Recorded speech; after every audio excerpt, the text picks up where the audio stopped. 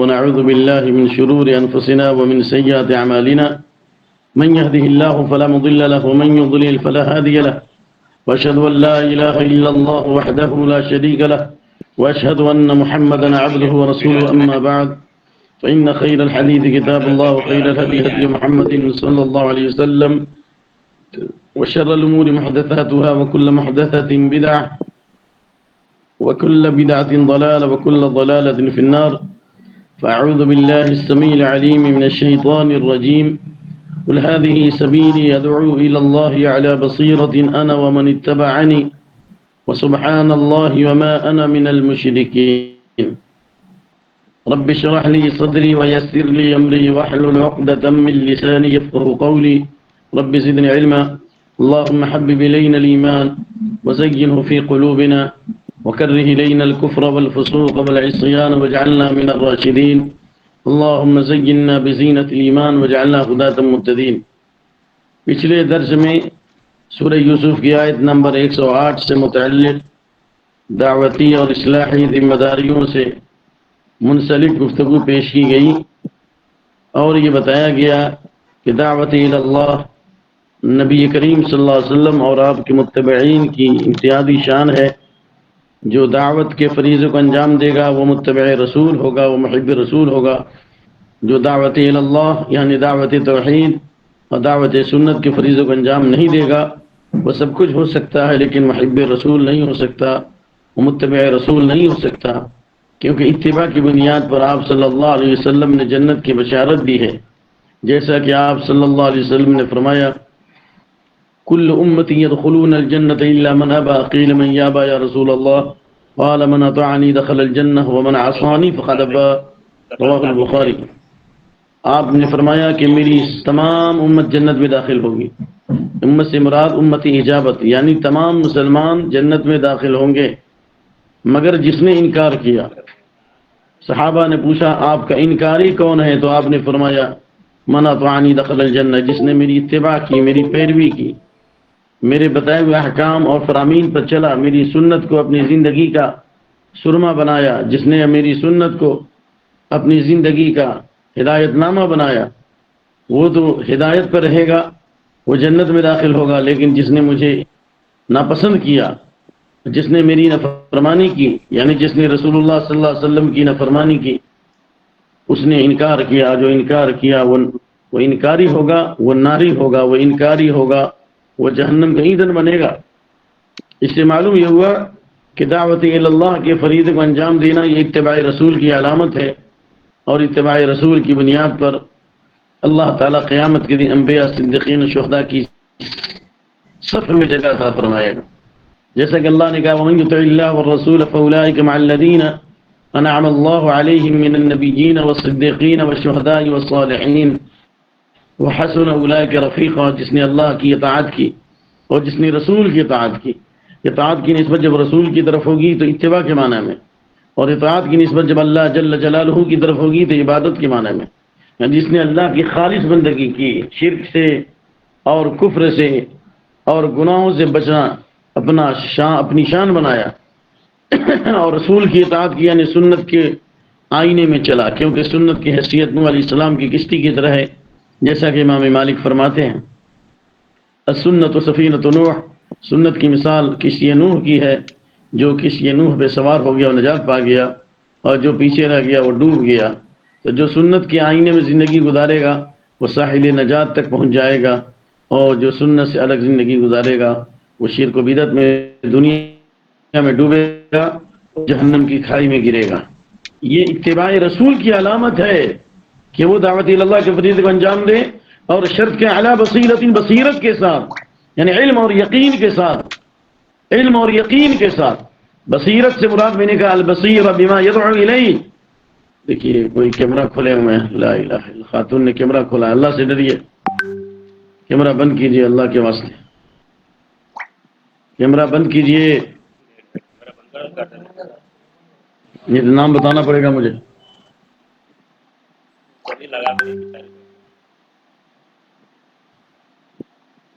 بند کیجئے. تحسین نام کیا ہے؟ کیمرہ بند کیجئے. استغفر اللہ واتوب الیہ، استغفر اللہ واتوب الیہ، استغفر اللہ واتوب الیہ، استغفر اللہ واتوب الیہ۔ تو نبی صلی اللہ علیہ وسلم کی سنت کی اتباع اور کتاب و سنت کی دعوت دینا، توحید و سنت کی دعوت دینا، یہ متبع رسول کی علامت ہے۔ لیکن دعوت کیسے دی جائے گی؟ بصیرت کے ساتھ، یعنی علم اور یقین کے ساتھ، یعنی جس چیز کی دعوت دی جا رہی ہے اس کا علم ہونا چاہیے، اور اس زبان کا بھی علم ہونا چاہیے، اور ان کے حالات کا بھی علم ہونا چاہیے۔ ایسا نہیں کہ سب کو کہیں کہ نہیں نکلیے اللہ کی راہ میں، اور ایسا نہیں کہ چند رٹی رٹائی باتیں سمجھا دی گئیں اور ہر انسان داعی ہو گیا۔ بھائی بندر نچانے سے قلندر ہو نہیں سکتا، تسبیح کھٹکھٹانے سے پیمبر ہو نہیں سکتا۔ ہر آدمی جو 4 دن نکل گیا دعوت و تبلیغ میں اور کتاب اور پستک پڑھ لیا، وہ داعی نہیں ہو سکتا ہے۔ ورنہ ایسا ہو تو ہر آدمی ڈاکٹر بن جائے، ہر آدمی انجینئر بن جائے، ہر آدمی سرجن بن جائے۔ جب دنیا کے ماحول میں ایسا نہیں ہو سکتا تو دین کا علم تو قول فقیر بہت بھاری بوجھ ہے، ہر آدمی عالم نہیں ہو سکتا ہے۔ لہذا دعوت اللہ کے لیے ضروری ہے کہ جس چیز کی دعوت دے رہا ہو اس کا علم ہونا چاہیے، اور اس سے مراد توحید کا علم، سنت کا علم، حلال و حرام کا علم ہونا چاہیے۔ اس لیے نبی صلی اللہ علیہ وسلم پر جو صحابہ کرام ایمان لائے تو آپ نے داعی بننے سے پہلے انہیں تعلیم دی اور انہوں نے علم حاصل کیا، اس کے بعد کہا قوم میں جاؤ۔ یہ نہیں کہ 6 باتیں سکھا دی اور آگے جانے کے خلاف آ جائے گا۔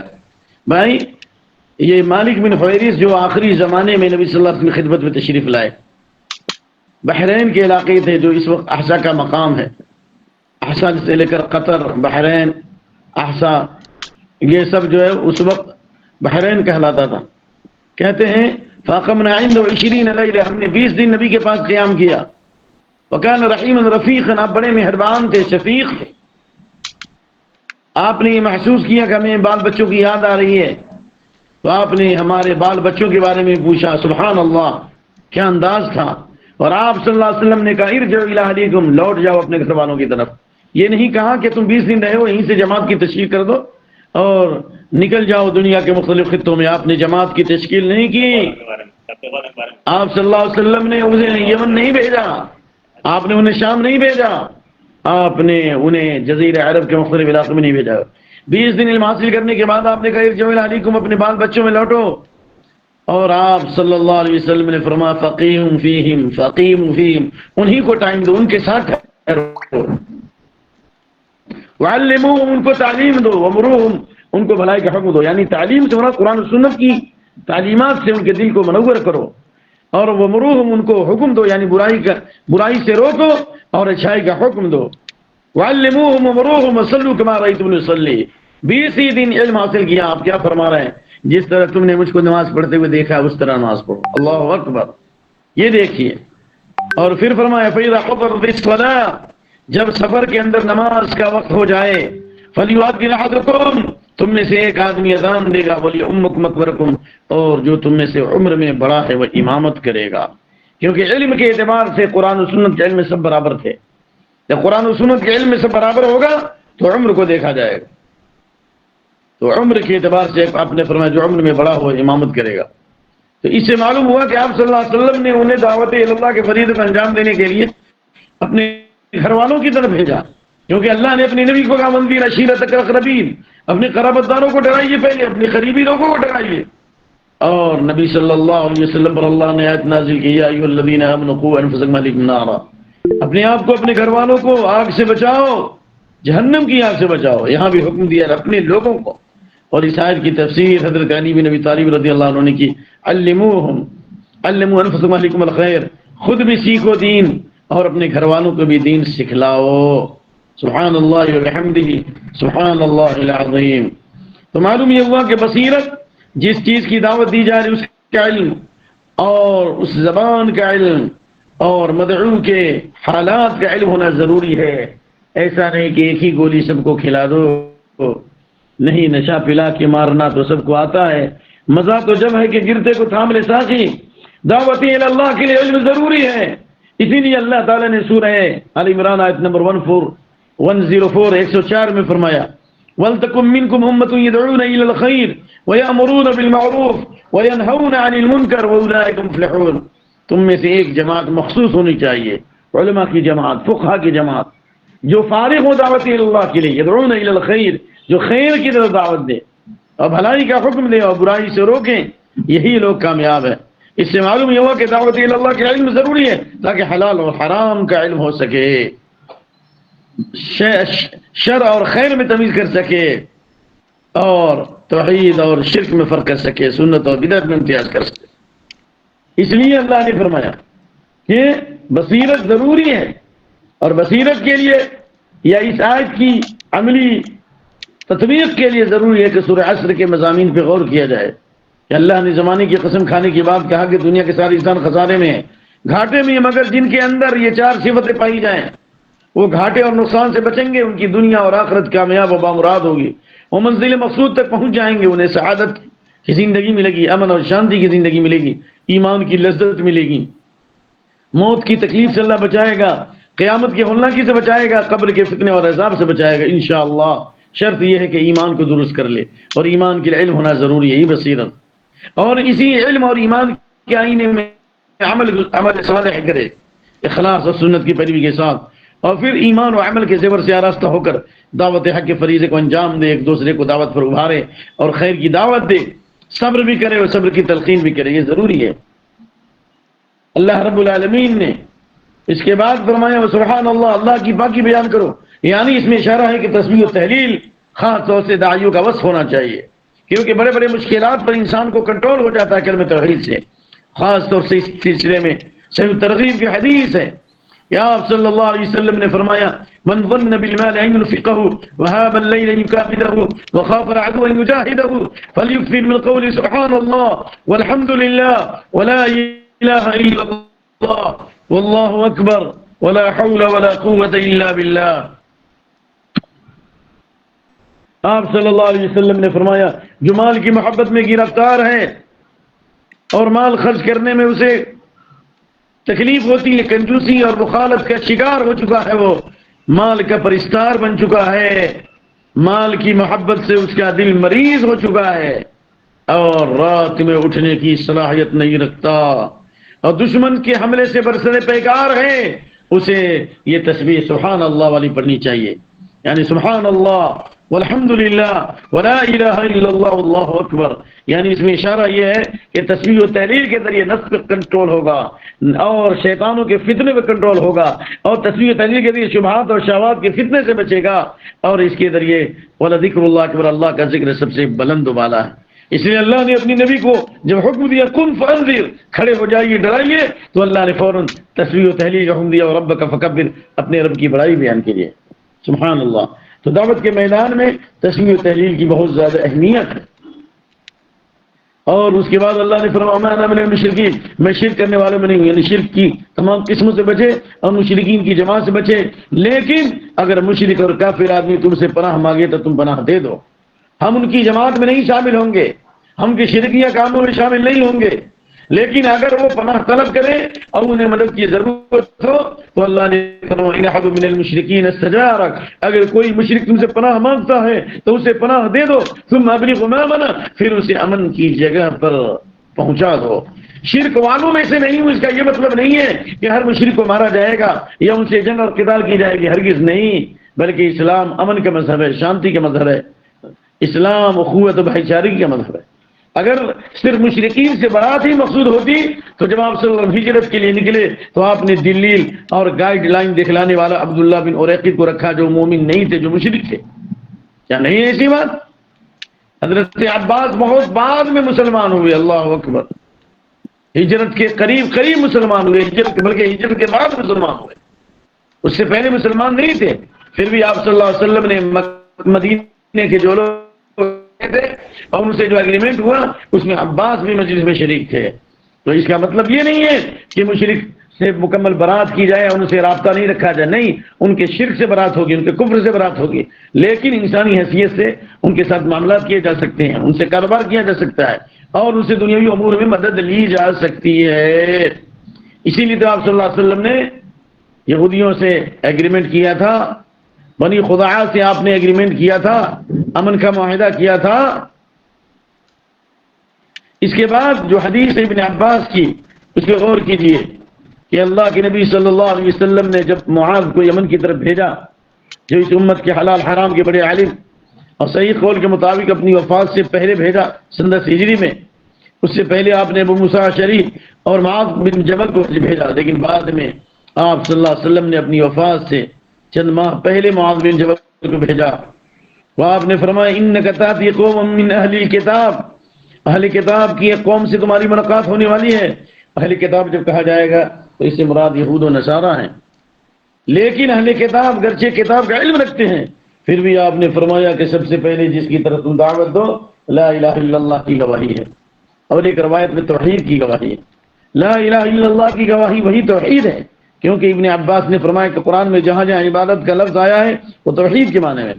نمبر 1 لفظ توحید یاج کی ایجاد کردہ نہیں ہے، اس لیے کہ حضرت جابر کی حدیث ہے کہ آپ صلی اللہ علیہ وسلم نے حج کیا تو آپ نے تلبیہ پکارا لبیک اللہم لبیک. حضرت جابر کہتے ہیں اہل بالتوحید، آپ نے توحید کی آواز لگائی، توحید کا تلبیہ لگایا. اور اس حدیث سے بھی ثابت ہوا کہ لفظ توحید یہ منصوص ہے، لفظ توحید یہ ماثور ہے یا لوگوں کی فکری ایجاد نہیں ہے. آپ نے توحید کی دعوت کو دیا کہ وہی اصل ہے، یہی کائنات کی روح اور بنیاد ہے، یہی انبیاء کی دعوت کا مرکز ہے، اور یہی دنیا میں انسان کے لیے سلامتی کا سبب ہے.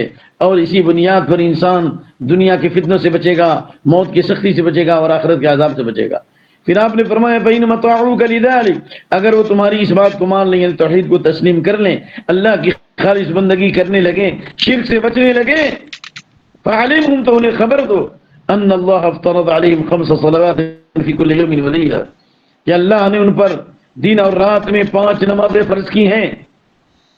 5 نمازیں فرض کی ہیں کیونکہ معراج میں یہ 5 وقت فرض ہو چکی تھی.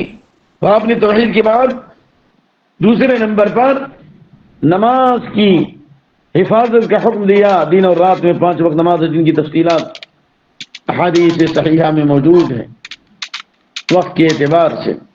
فَإِنَّمَا طَاعُوكَ لِذَلِكَ، اگر وہ تمہاری اس بات کو مان لیں تو فعلیم ان کو بتاؤ کہ ان اللہ افترض علیہم، اللہ نے ان پر صدقہ فرض کیا ہے. یعنی صدقہ سے مراد یہ زکوٰۃ، مال مخصوص، یعنی مخصوص مال مخصوص وقت میں مخصوص شروط کے ساتھ ادا کرنا ہے، جس کی تفصیلات ہے کہ سونے کی یا چاندی کی زکوٰۃ کیسے دی جائے گی،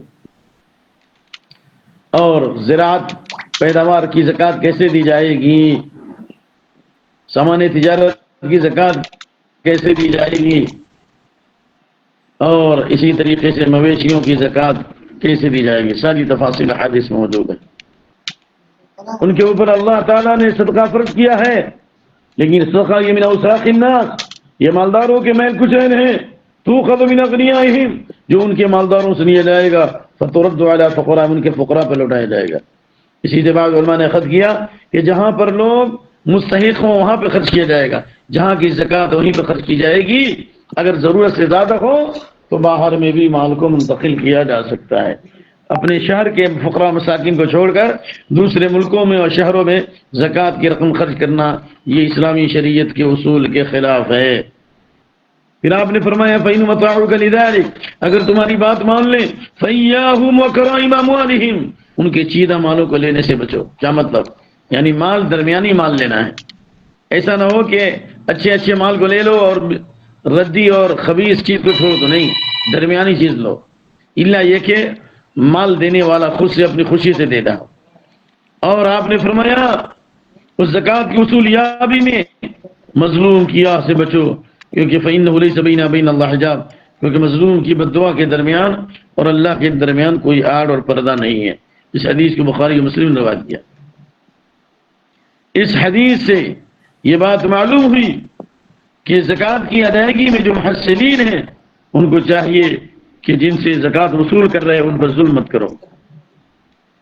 اور ظلم کی قسم یہ ہے کہ ان سے زیادہ لینا یا چیدہ چیدہ مال لے لینا، یہ منع کیا گیا ہے. اس لیے بعض صحابہ نے شکایت کی کہ زکوٰۃ کے محصلین پر ظلم کرتے ہیں، تو آپ صلی اللہ علیہ وسلم نے فرمایا ارضوا مصدقیکم، زکوٰۃ وصول کرنے والوں کو خوش کرو، راضی کرو. وہ ان کا گناہ ان کے سر آئے گا، لیکن آپ نے کہا کہ اپنے زکوٰۃ وصول کرنے والے کو راضی کرو. تو خلاصہ یہ ہوا کہ جو زکوٰۃ دے گا خوشی کے ساتھ اس کی زکوٰۃ قبول ہوگی، اور جو ناخوشی سے دے گا اس کی زکوٰۃ قبول نہیں ہوگی. نمبر 1. نمبر 2، مظلوم کی آہ سے بچو۔ سوال یہ ہے کہ زکوٰۃ وصول کرنے میں اگر آپ نے زیادہ لے لیا یا اچھا مال لے لیا تو یہ ظلم ہے۔ تو عام حالات میں کسی کی زمین پر قبضہ کرنا، کسی کے مال کو چھین لینا، کسی کی عزت پر حملہ کرنا کس قدر ظلم ہوگا۔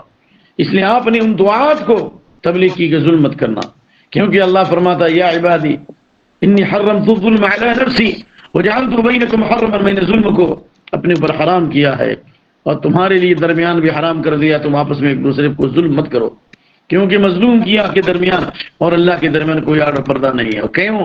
کیونکہ اللہ کے نبی فرماتے ہیں صلاۃ و دعوات مستجابات لا شک فیہن دعوت المظلوم ودعوت المسافر ودعوت الوالد علی ولدہ، رواہ الترمذی۔ تین ایسے لوگ ہیں جن کی دعا ہرگز رد نہیں ہوتی، قبول ہوتی ہے۔ نمبر ایک، مظلوم کی بدعا فوراً قبول ہوتی ہے، بادلوں کے اوپر سے اللہ اسے لے لیتا ہے، اور اللہ فرماتا ہے وعزتی وجلالی لانصرنک ولو بعد حین، میری عزت کی قسم، میرے جلال کی قسم، ضرور بھی ضرور میں تمہاری مدد کروں گا اگرچہ تھوڑے سے وقفے کے بعد ہی کیوں نہ۔ اسے معلوم ہوا کہ مظلوم کی بدعا جلد قبول ہوتی ہے، یہاں تک کہ اگر وہ کافر ہے تو بھی قبول ہوتی ہے۔ آپ صلی اللہ علیہ وسلم نے فرمایا صحیح الترغیب دعوت المظلوم مستجاب ان کان کافرا، اگر مظلوم کافر بھی ہے، اگر اس پر بھی ظلم ہوگا تو اس کی بھی آہ لگے گی۔ اس لیے ظلم کی سزا دنیا میں بھی اللہ جلدی دیتا ہے۔ ایک مشرک کو اللہ دنیا میں چھوڑ سکتا ہے، مہلت دے دے گا، لیکن جو بندوں میں ظلم کرے گا، جو زمین میں فساد پھیلائے گا، جو لوگوں کے مالوں پر دسترابی کرے گا، جو فسق و فجور کو پھیلائے گا، جو امن شانتی کو غارت کرے گا، اللہ ضرور بھی ضرور دنیا میں بھی سزا دے گا۔ ما من ذنب اجدر ان يعجل الله لصاحبه العقوبة في الدنيا مع ما يدخر له في الآخرة من البغي وقطيعة الرحم۔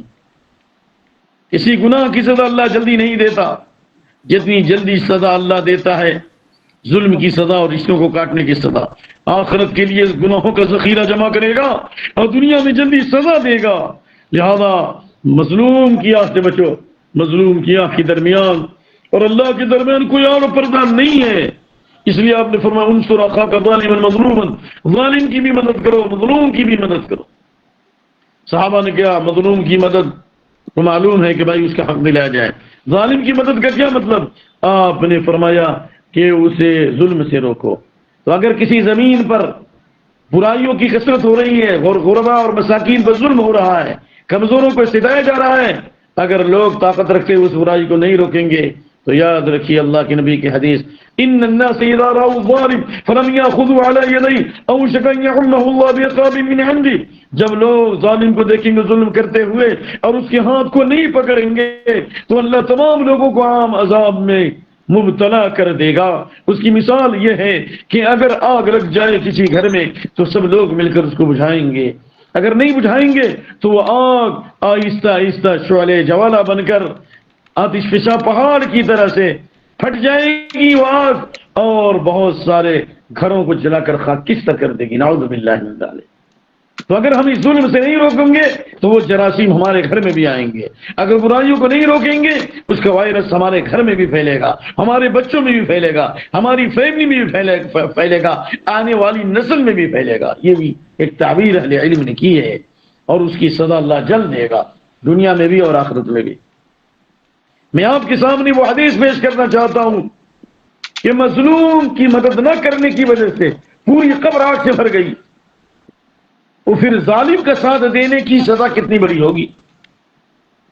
حضرت عبداللہ بن مسعود کی حدیث ہے، حدیث صحیحہ کی، کہ اللہ کے نبی صلی اللہ علیہ وسلم نے فرمایا بعبد من عباد اللہ فی قبری، قبر میں ایک بندے کو اللہ تعالیٰ نے عذاب دینے کا حکم دیا، فرشتوں کو عذاب دو، لیکن فما زال يدعو ويستغفر، اللہ نے فرمایا کہ اس کو 100 کوڑے مارو کیونکہ وہ ظالم ہے، کیونکہ اس نے گناہ کیا ہے، کیونکہ گناہ کبیرہ کا اللہ رب العالمین نے عقاب رکھا ہے، اگر اللہ معاف نہ کرے تو اس کی سزا موت کے وقت بھی ہے اور قبر میں بھی ہے اور قیامت کے دن بھی۔ اللہ نے 100 کوڑے مارنے کا حکم دیا۔ فما زال يدعو ويستغفر، وہ دعائیں کرتا رہا، استغفار کرتا رہا، اللہ کی رحمت جوش میں آئی اور اللہ نے 99 کوڑا معاف کر دیا، 99 کوڑے معاف ہو گئے۔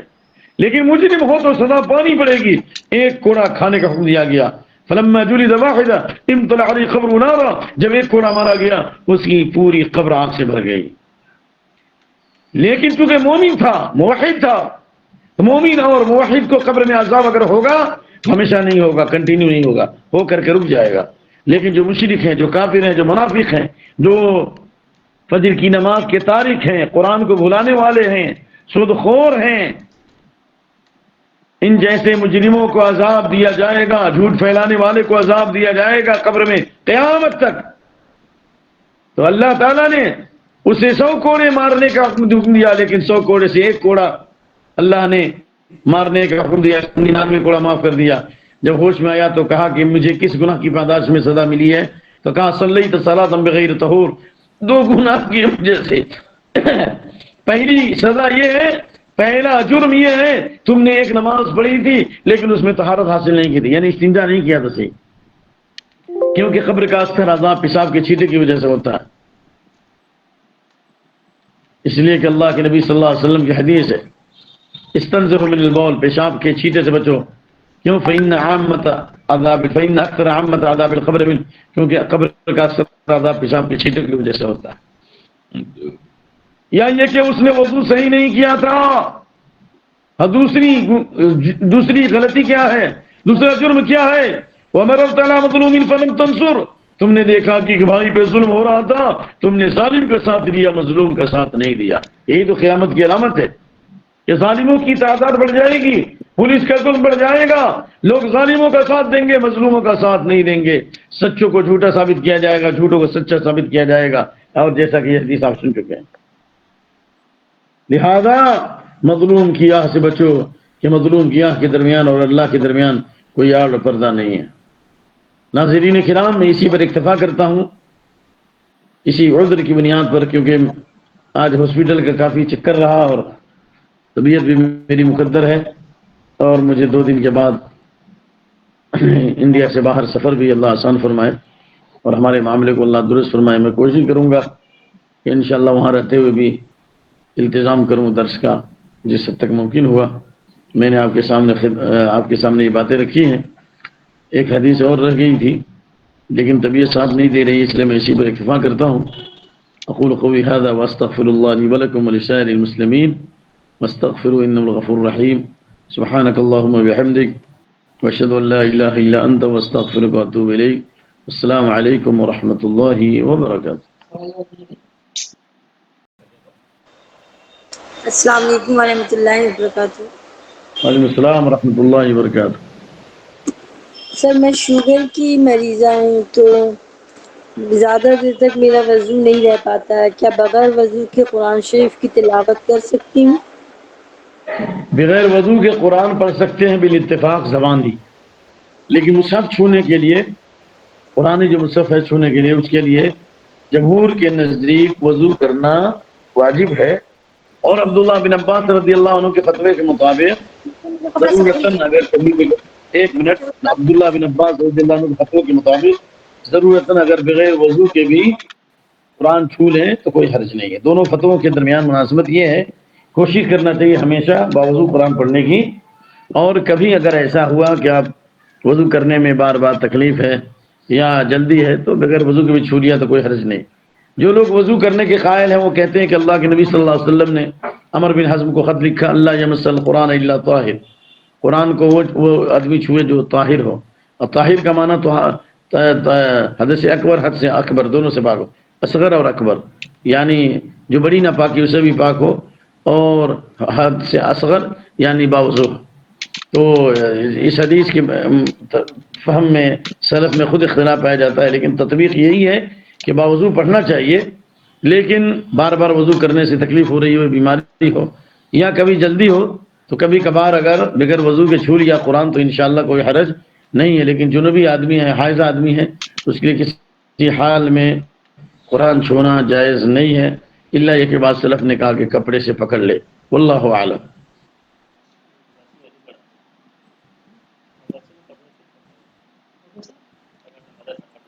السلام علیکم ورحمۃ اللہ وبرکاتہ. وعلیکم السلام ورحمۃ اللہ وبرکاتہ. اللہ وسلم. یہ اگر حائضہ عورت اگر یہ کنستین جو اپن اذکار وغیرہ پڑھتے ہیں اس میں بھی کئی سارے استغفار کی دعائیں ہیں، وہ چھین سکتے ہیں، وہ پڑھ سکتے ہیں حائضہ کی حالت میں؟ دونوں میں فرق ہے. قرآن چھونے سے منع کیا گیا ایک حائضہ عورت کو، نمبر 1. نمبر 2، حائضہ عورت حالت حیض میں مصحف کی تلاوت نہ کرے یعنی عام قرآن نہ پڑھے، لیکن زبانی اذکار کرنے کو، چاہے وہ دعائیں قرآن کی ہو یا حدیث کی ہوں یا وہ آیات جو صبح شام پڑھی جاتی ہیں، کسی بھی طرح سے پڑھ سکتی ہیں، چاہے جنوبی ہو یا حائضہ ہو، زبانی پڑھنے میں کوئی حرج نہیں ہے، لیکن چھونا جائز نہیں ہے۔ تو خلاصہ یہ ہوا کہ جو اذکار اور دعائیں ہیں قرآن سنت ان کے پڑھنے میں کوئی حرج نہیں ہے۔ بعض سلف کا قول ہے کہ اگر حائضہ عورت ان صورتوں کو جو بار بار ان کو یاد کیا ہے اگر نہیں پڑھتی ہیں تو بھولنے کا خوف ہے تو ان صورتوں کا بھی اعادہ کر سکتی ہیں، یعنی پڑھ سکتی ہیں، معلمات تعلیم دے سکتی ہیں، سمجھ میں آئے گا یہ بات۔ لیکن جنوبی آدمی جنابت کی حالت میں صحیح قول کے مطابق کان النبی یقرؤون القرآن ویأکلون اللحم ما لیس الجنابہ، جب تک جنوبی حالت نہیں ہوتی تھی آپ ہمیں قرآن بھی سکھلاتے تھے اور ہمارے ساتھ گوشت بھی کھاتے تھے۔ جنابت کی حالت میں قرآن چاہے چھو کر کے ہو یا زبانی نہیں پڑھنا چاہیے، اور حائضہ عورت کو بھی کوشش کرنا چاہیے نہیں پڑھنے کی، لیکن جو صورتیں بھولنے والی ہوں یا جن کا تعلق اوراد و وظائف سے ہو، دعاؤں سے ان کو پڑھنے میں کوئی حرج نہیں۔ اور اگر آپ کو اطمینان ہو تو حضرت امام بخاری کے مسلک پر عمل کریں۔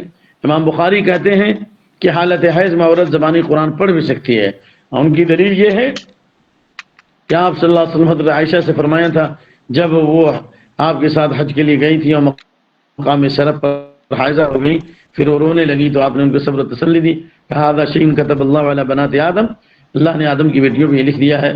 تو آپ صلی اللہ علیہ وسلم نے فرمایا افعلی ما یفعل الحاج، جو حاجی لوگ عمل کرتے ہیں وہ سب کرو، غیر اللہ تطوفی فی البیت، صرف طواف نہیں کرے گی۔ تو حاجی لوگ دعائیں بھی پڑھتے ہیں، قرآن کی تلاوت بھی کرتے ہیں، سب کرتے ہیں انشاءاللہ العزیز۔